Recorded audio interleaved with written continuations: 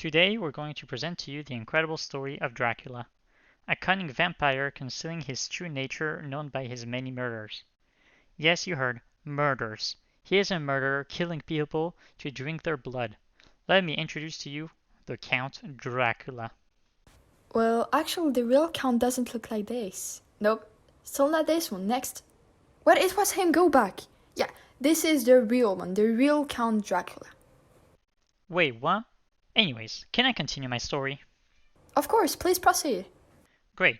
So as I was saying, this dangerous vampire lived in Transylvania, Romania, in a huge and dark castle.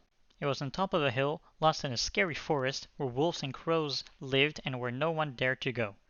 This frightful castle had belonged to his father and his great-grandfather before him, and his great-great-grandfather before him, and his great-great-great-grandfather before him, and Wow! Stop talking out of your ass. This is not his castle. Please just think about it. It will be impossible, and the castle will be so old and damaged. This is the real one. Dracula was living in a really nice and cute castle in harmony with the rest of his village. He has two cute chihuahuas called Princess and Ruby. He liked his house to be very clean and very flowered, so each morning he used to go for a walk in the forest to pick flowers. what? Please just let me continue. So, as I was saying, Count Dracula was a terrifying vampire who, after having killed all the people of his village, wanted to move to a bigger city. Actually, no, a bigger fridge, I should say. Get it? He went to New York.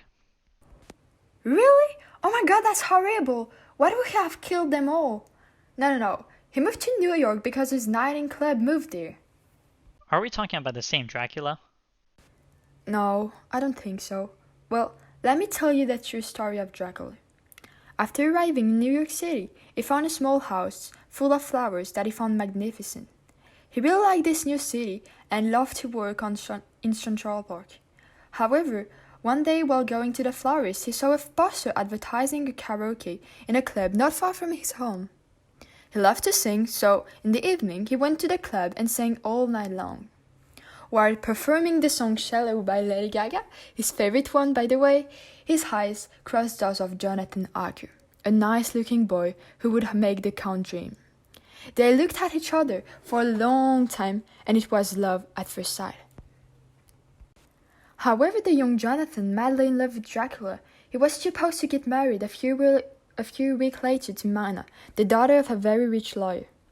They therefore reflected on the best way to cancel this wedding, and finally, Dracula found the solution. It would bite Mina, so she would become a vampire and will be killed by the doctors. Jonathan agreed and told Dracula she was at a sleepover with the best friend Lucy. That same evening, Dracula went to Lucy's house and saw Lucy and Mina kissing. Wait, what? I'm sorry, but your story is unbelievably confusing. It's impossible. You're just jealous. Well, I was saying Dracula was shocked and decided to punish the two lovers by beating Lucy and not Mina. Indeed, she would be so sad to have lost Lucy that she would die of grief. It was very smart but also sadistic of Dracula. In the morning, Mina discovers a very pale Lucy with two big scars on her neck and immediately calls two of her doctor's friends. The first one, Jack Stewart, a very popular mathematician and famous scientific, tried to save Lucy by using scientific methods, such as transfusions, but that did not change anything. Then she called Van Helsing, a doctor mostly known for his capacity to solve any disease. After many medical examinations, he realized that Lucy had been bitten by a vampire.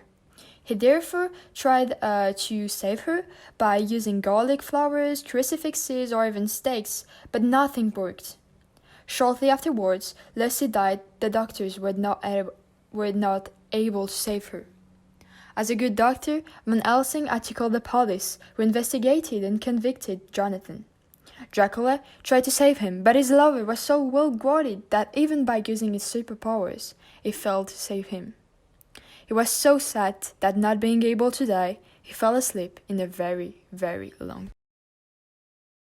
What the fuck? Chapter 2: Dracula during COVID.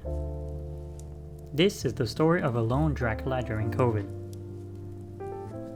One day, the Count woke up from a long and deep sleep. As he awakens upon the gazing moonlight, a faint growling sound resonates from his stomach. It seems that Dracula slept too long without eating, and he is now terribly hungry. He looks at the time and realizes that he does not have very long to go and grab some food for the evening as midnight approaches. Swiftly, he puts on his wool coat lined with linen and heads for the streets of New York. And with no further ado, he goes to his favorite hunting spot, which is always full of people, yet quiet enough for him to catch a victim. But to his unprepared stupor, the back alley of the pizzeria is but empty with straggling newspapers. Reluctant to the idea of going back to sleep empty-handed, Dracula heads to the nearest square, which usually manifests itself to be packed to the brink with late evening lingerers. But again, he finds the surroundings empty, similar to the emptiness of his stomach. In a daze and in a sorrowful march, he reaches a news billboard which states, "Lockdown of all inhabitants of New York until further notice. Please stay indoors." Upon realizing his inexorable fate, he returns to his abode in a sort of agony and despondency.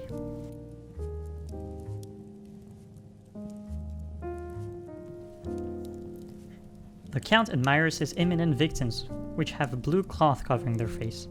They seem to be wearing a face mask. How intriguing, he thinks to himself. It has been 6 months since the lockdown happened, and Dracula is tired of having to nourish himself on animal blood that he hunts in the outskirts of the city. He is impatient for the sweet taste of human blood after his long period of lockdown. The Count is now perched on top of a low-standing building, awaiting his next meal. It is 11:30 in the evening, and the fog is setting upon the crooked streets of New York. After standing by all agog, finally a lonely straggler wanders on into the low-light empty alley. Without skipping a beat, Dracula leaps onto the neck of the individual, piercing his veins in an instant. His prolonged and keen teeth honed into the human's reserves of blood, guzzling down the precious fluid and enlivening Dracula's body. The reason as to why the lockdown was lifted was the ubiquitous vaccination campaigns that began 4 months prior. Most people were vaccinated, but by different corporations such as Moderna, Pfizer, or Johnson & Johnson. Dracula will learn to differentiate between each vaccine like a fine aged Italian wine.